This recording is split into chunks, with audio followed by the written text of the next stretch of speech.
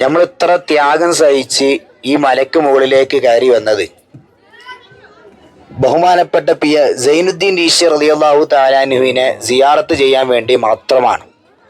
ഈ കാണുന്ന നിർമ്മിതി, ആ കെട്ടിടത്തിൻ്റെ ആകാരവും അതിൻ്റെ പ്രൗഢിയും കണ്ടാൽ തന്നെ മനസ്സിലാക്കാം, ഈ പരിസരങ്ങളൊക്കെ കണ്ടാൽ തന്നെ മനസ്സിലാക്കാം ഇതൊരു പ്രധാനപ്പെട്ട ഒരു ദർഗയാണെന്ന്. അജ്മീരിലും ഡൽഹിയിലും അങ്ങനെ ഉത്തരേന്ത്യൻ ഖവാലികൾ നടക്കുന്ന ദർഗകളിലൊക്കെ പൊതുവെ പാടുന്ന ഒരു പാട്ടുണ്ട്, ഒരു ഖവാലിയുണ്ട്, ബർദ ജോലി മെരിയ മുഹമ്മദ് എന്ന ഒരു പാട്ട്. അതൊരു സിനിമയിൽ ഇൻക്ലൂഡ് ചെയ്ത് അതിൻ്റെ ഷൂട്ടിംഗ് നടന്ന ഒരു കേന്ദ്രം കൂടിയാണ് ഈ കാണുന്ന മക്ബറയും അതിൻ്റെ പരിസരങ്ങൾ, അതിൻ്റെ പശ്ചാത്തലം. ബഹുമാനപ്പെട്ട സൈനുദ്ദീൻ ഈശ്വർ റളിയല്ലാഹു തആല അൻഹു ഈ ജമ്മു ആൻഡ് കാശ്മീർ, ജമ്മുവിൽ 7 ജില്ലകളും കാശ്മീരിൽ 7 ജില്ലകളും, ഇങ്ങനെയാണ് ഇവിടുത്തെ ജില്ലകളുടെ വേർതിരിവുള്ളത്. ജമ്മു റീജിയനിൽ പകുതിയും ബാക്കി കാശ്മീർ റീജിയനിലാണുള്ളത്. ജമ്മുവിലെ കിസ്തോർ എന്ന് പറയുന്ന പ്രദേശത്തുള്ള രാജാവായിരുന്ന ഐഷോ സിംഗ് എന്ന് പറയുന്ന രാജാവിൻ്റെ മകൻ സിയാ സിംഗ് എന്ന് പേരുള്ള ഒരാളാണ് യഥാർത്ഥത്തിൽ ഈ സൈനുദ്ദീൻ ഈശ്വർ റളിയല്ലാഹു തആല അൻഹു. ഐഷോ സിംഗ് രാജാവ് യുദ്ധത്തിൽ കൊല്ലപ്പെടുകയും അദ്ദേഹത്തിൻ്റെ മകനാകുന്ന ചെറിയ പ്രായത്തിലുള്ള സിയാ സിംഗ് അനാഥനായപ്പോൾ ആ കാലഘട്ടത്തിൽ അദ്ദേഹത്തിന് ഒരു മാരക രോഗം വന്ന് പിടിപെട്ടു.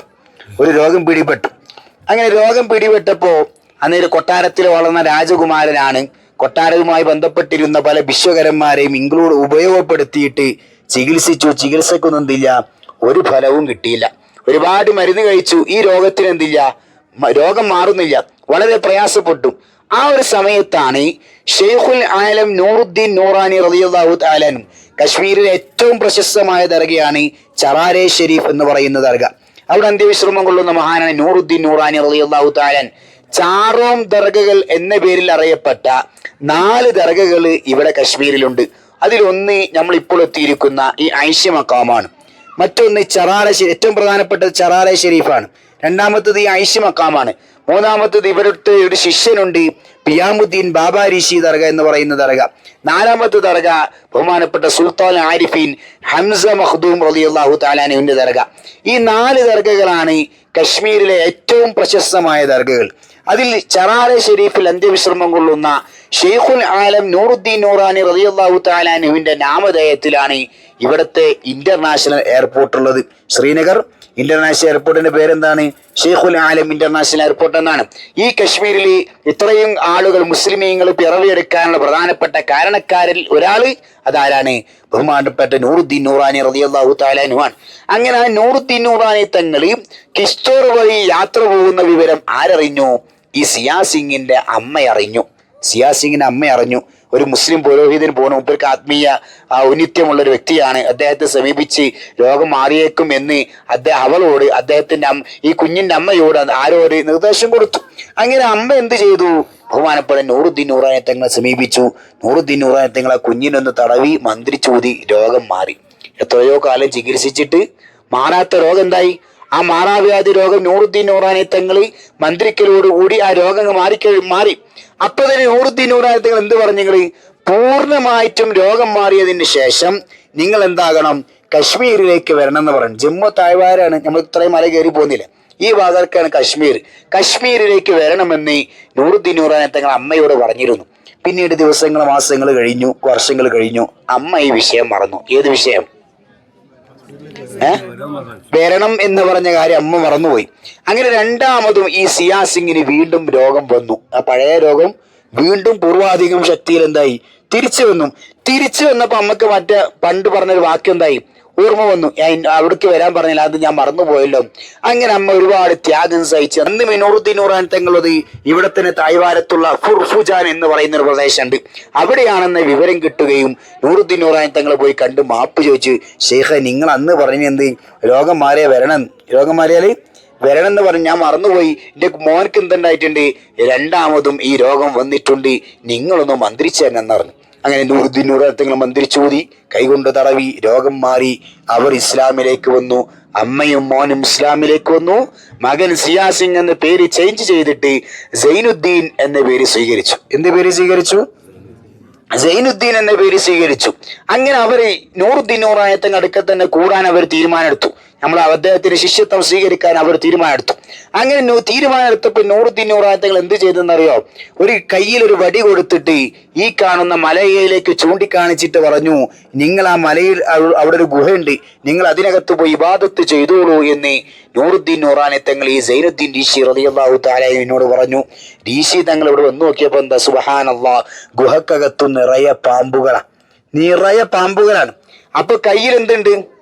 എല്ലാരും പേടിച്ച് നിൽക്കുന്ന കുറെ പാമ്പിനാണ്. പാമ്പിനെ പേടിയില്ലാത്തവരുണ്ട? ഇല്ല. കയ്യിലൊരു വടിയുണ്ട്. നൂറുദ്ദീൻ നൂറാനി തങ്ങൾ വെറുതെ ഏതായാലും വടി തരില്ലല്ലോ. ഈ വടി എന്തായി? നൂറുദ്ദീൻ നൂറാനി തങ്ങൾ തന്ന വടി സൈനുദ്ദീൻ ഋഷി ആ പാമ്പുകളെ മേലേക്കണ്ട് ഇട്ടു. മേലേക്കിട്ടപ്പോ തന്നെ ആ വടി എന്തായി മാറി? പാമ്പായി മാറി. അതൊരു പാമ്പായി മാറിയോടുകൂടി മറ്റു പാമ്പുകളൊക്കെ എന്തായി? അവരൊക്കെ പേടിച്ചോടി. എല്ലാരും ഗുഹ വിട്ട് എല്ലാരും പുറത്തേക്ക് പോയി. ബഹുമാനപ്പെട്ടവർ അതിൽ തന്നെ ഇബാദത്തിലുമായി കഴിഞ്ഞുകൂടി. ഒരുപാട് കിതാബ് പഠിക്കാൻ വേണ്ടി, ഇൽമ പഠിക്കാൻ വേണ്ടി അടിയിക്ക് ഇറങ്ങും. ഇൽമ പഠിക്കാൻ നൂറുദ്ദീൻ തങ്ങൾ ആ ഫുർഫുജാനിലേക്ക് ചെല്ലും.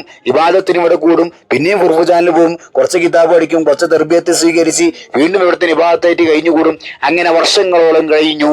നൂറുദ്ദീൻ നൂറാനി തങ്ങൾ വഫാത്തായി. ചറാറെ ഷരീഫിൽ അവിടുത്തെ ഖബറടക്കി. ബഹുമാനപ്പെട്ട ഋഷി റളിയല്ലാഹു തആല അൻഹു ദർസ് പഠിപ്പിക്കാൻ ആരംഭിച്ചു. ശിഷ്യന്മാർക്ക് ക്ലാസ് എടുത്തു കൊടുക്കാൻ വേണ്ടി മലയിറങ്ങിയിട്ട് ഫുർഫുജാനിലേക്ക് പോകും. അവിടെ ക്ലാസ് എടുത്തു കൊടുത്ത് തിരിച്ച് ഇവിടത്തുണ്ടെന്ന് കൂടും. വീണ്ടും അവിടത്തേക്ക് പോകും, തിരിച്ച്. അങ്ങനെ ആ പ്രക്രിയ ഇങ്ങനെ തുടർന്നുകൊണ്ടിരിക്കുകയാണ്. ഒരു ദിവസം ക്ലാസ് എടുക്കാൻ വേണ്ടി ശിഷ്യന്മാരെ കണ്ടില്ല. ശിഷ്യന്മാര് ക്ലാസ് എടുക്കാൻ വേണ്ടി കാത്തിരുന്നപ്പോൾ ഉസ്താദിന് എന്താവണില്ല, കാണുന്നില്ല. ഉസ്താദ് എന്ത് പറ്റി, എന്ത് സംഭവിച്ചു എന്ന് ഇവരിങ്ങനെ ആലോചിച്ച് അവരിങ്ങനെ ആശങ്കപ്പെട്ട് അവരെന്ത് ചെയ്ത് എല്ലാരും കൂടി മല കയറി വന്നു. ഉസ്താദ് ഈ മല ഇബാദത്ത് ചെയ്യുന്ന ആളെന്ന് ഉൾക്കറിയാം. അങ്ങനെ മല കയറി വന്ന് നോക്കിയപ്പോ ഇതിനകത്തൊരു ഗുഹയാണുള്ളത്. ഈ കാണുന്ന കെട്ടിടം, അതിന്റെ മുകളിൽ കാണുന്ന കെട്ടിടം, ആ മുകളിൽ കാണുന്ന കെട്ടിടത്തിന്റെ നേരടിയിലാണ് ബഹുമാനപ്പെട്ട സൈനുദ്ദീൻ ഋഷി റളിയല്ലാഹു തആല അൻഹുവിന്റെ മഖ്ബറയുള്ളത്. അപ്പൊ അവർ ശിഷ്യന്മാര് വന്ന് നോക്കി. ഉസ്താദ് ഇബാദത്ത് ചെയ്യുന്ന ഗുഹ വന്ന് നോക്കിയപ്പോ സുബ്ഹാനല്ലാഹ്, കാണുന്ന കാഴ്ച എന്താ? പ്രിയപ്പെട്ട അവരുടെ ഗുരുനാഥൻ ലോകത്തോട് വിട പറഞ്ഞു കിടക്കുന്ന കാഴ്ചയാണ് കണ്ടത്. അങ്ങനെ അവർ എന്ത് തീരുമാനിച്ചു? ഉസ്താദ് നമുക്ക് മരിച്ച പിന്നെന്താ, ഖബറടക്കം ചെയ്യണമല്ലോ. അങ്ങനെ നമുക്ക് ഫുർഫുജാനിലേക്ക് കൊണ്ടുപോകാം എന്നവർ തീരുമാനിച്ചു. ഫുർഫുജാൻ എന്ന് പറഞ്ഞാൽ അവർക്ക് ക്ലാസ് എടുത്തു കൊടുത്തിരുന്ന, ഇദ്ദേഹം ഇസ്ലാം മതം സ്വീകരിച്ച ഒരു കേന്ദ്രം കൂടിയാണ് ഫുർഫുജാൻ. ആ ഫുർഫുജാനിലേക്ക് കൊണ്ടുപോകാമെന്ന് അവർ തീരുമാനിച്ചു. പക്ഷേ അവൻ ആ മയ്യത്തിനെ അവിടെ നിന്നും ഉയർത്താൻ നോക്കിയിട്ട് ഒരു ഇഞ്ച് പോലും മയ്യത്ത് എന്തായില്ല, ഉയർന്നില്ല. എത്ര പൊന്തിക്കാൻ നോക്കിയിട്ട് എന്താവണില്ല, മയ്യത്ത് പൊന്തൊന്നുമില്ല. മയ്യത്ത് അവിടെ തന്നെ. പിന്നെ അവസാനം തീരുമാനിച്ചു, ഉസ്താദ് ഇബാദത്ത് ചെയ്ത സ്ഥലം തന്നെയല്ലേ, നമുക്ക് ഇവിടെ തന്നെ ഖബറടക്കാമെന്ന് പറഞ്ഞു. അദ്ദേഹത്തെ അവിടെ ഖബറടക്കിയ പ്രദേശമാണ്. അതിനകത്താണ് മക്കാമുള്ളത്. ഇത് വലിയൊരു ഗുഹയാണ്. അതിനകത്ത് ആ ഗുഹന്റെ ഉള്ളിൽ ചെറിയൊരു ഗുഹ ഉണ്ട്. ആ ചെറിയ ഗുഹയിലാണ് ഋഷി റളിയല്ലാഹു തആല ഇബാദത്ത് ചെയ്തിരുന്ന പ്രദേശം. ഇന്നിപ്പോൾ ആളും മനുഷ്യനും ബഹളങ്ങളൊക്കെ ആയി. അന്നൊന്നുമില്ലാതെ മല കയറി വന്ന് അള്ളാഹുവിലേക്ക് അടുക്കാൻ വേണ്ടി ഇബാദത്തുമായി കഴിഞ്ഞു വന്നിരുന്ന മഹാനാണ് സൈനുദ്ദീൻ ഋഷി റളിയല്ലാഹു തആല അൻഹു. ഋഷി പരമ്പരയ്ക്ക് തുടക്കം കുറിച്ച മഹാനും കൂടിയാണ് സൈനുദ്ദീൻ ഋഷി റളിയല്ലാഹു തആല അൻഹു. ഇവരുടെ പ്രധാനപ്പെട്ട ശിഷ്യനാണ് ഇൻഷാ അല്ലാഹ് ചറാര ബഹുമാനപ്പെട്ട പിയാമുദ്ദീൻ. ചാറോൻ ദർഗയിൽപ്പെട്ട മറ്റൊരു ദർഗയാണ് പിയാമുദ്ദീൻ ബാബ ഋഷി റളിയല്ലാഹു തആല. അങ്ങനെ ഇവരുടെ ശിഷ്യന് എല്ലാവരും ആരെ ശിഷ്യന്മാരാണ്? ബഹുമാനപ്പെട്ട ശൈഖുൽ ആലം നൂറുദ്ദീൻ നൂറാനി റളിയല്ലാഹു തആല അൻഹുവിന്റെ ശിഷ്യന്മാരാണ്. വലിയ കറാമത്തുകളൊക്കെ വെളിപ്പെടുന്ന ഒരു ദർഗ കൂടിയാണ്. ഇവിടൊക്കെ സിയാറത്തിന് ദിവസവും ആയിരക്കണക്കിന് ആളുകൾ വരുന്ന ഒരുപാട്, ആ മലക്ക് നമ്മൾ കയറിങ്ങനെ വന്നില്ലേ, അങ്ങനെ വന്ന് ഒരുപാട് ആളുകൾ, കച്ചവടക്കാരും ഇതൊക്കെ കണ്ടാത്തരങ്ങൾക്കാർ എത്ര തിരക്കുള്ള ദർഗയാണെന്നും അതൊക്കെ ഒരുപാട് ആളുകൾ മക്കാമിലേക്ക് വരുന്ന കേന്ദ്രം കൂടിയാണ്. തൊട്ടപ്പുറത്ത് ഒരു മ്യൂസിയം പോലത്തെ ഒരു സംഗതിയുണ്ട്. അദ്ദേഹം രാജകുമാരനായിരുന്ന സമയത്ത് ഉപയോഗിച്ചിരുന്ന മഞ്ചരി, അതുപോലെ ഇസ്ലാമിലേക്ക് വന്നതിന് ശേഷം ദുനിയാവിനെ പരിത്യാഗം ചെയ്ത് അദ്ദേഹം ഭക്ഷണമൊന്നും കഴിക്കൂല. വിശപ്പ് വരുമ്പോ ഒരു മരക്കഷ്ണം കഴിക്കാം. വിശപ്പ് വരുമ്പോൾ ഒരു മരക്കഷ്ണം, അതിൻ്റെ ഒരു പീസ് അതിനകത്ത് കാണാം. അതോടൊപ്പം അദ്ദേഹത്തെ ഉപയോഗിച്ചിരുന്ന ഒരു മെതിയടി ഉണ്ട്. അദ്ദേഹം ഉപയോഗിച്ചിരുന്ന തസ്ബീഹ് മാലകളൊക്കെ അതിനകത്ത് സൂക്ഷിച്ചു വെച്ചതായിട്ട് നമുക്ക് കാണാം. അല്ലാഹു തആല മഹാനവറുടെ ദറജ വളർത്തുമാറാകട്ടെ. അവരുടെ ബറക്കത്ത് കൊണ്ട് അല്ലാഹു നമ്മുടെ യാത്രകളൊക്കെ സ്വീകരിക്കുമാറാകട്ടെ. യാ